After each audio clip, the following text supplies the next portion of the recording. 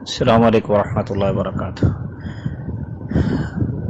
چہرے کے بال نوچنا، اکھیڑنا، انہیں زائل کرنا شریعت نے منع کیا ہے۔ عورتوں کے لیے بھی منع ہے، مردوں کے لیے بھی منع ہے۔ باقی رہا کہ اب عورتوں کی مونچھیں وغیرہ اگر اگاتی ہیں غیر فطری بال جو ہیں انہیں زائل کرنے کے حوالے سے، تو یہ بات سمجھ لیں اچھی طرح سے کہ یہ بال جو اگتے ہیں یہ ہارمونز کی خرابی کی وجہ سے اگتے ہیں۔ اگر انہیں چھیڑیں گے، ایک تو شریعت کی مخالفت ہے اور دوسرا یہ مصیبت پھر گلے پڑ جاتی ہے۔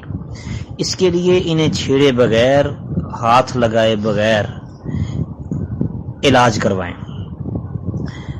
عورت کی نسوانیت بحال ہوتے ہی یہ بال خود بخود ختم ہو جاتے ہیں، جھڑ جاتے ہیں۔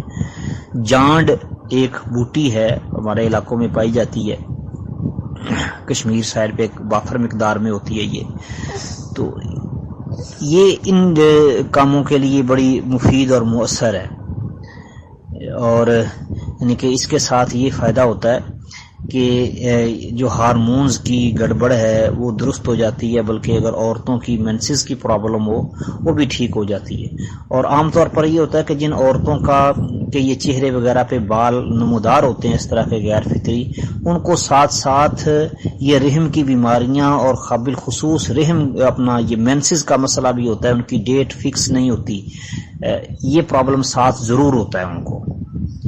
تو اس لیے یہ ہارمونز کی خرابی ہے، اس کا علاج کروائیں اور یہ خود بخود ختم ہو جائیں گے۔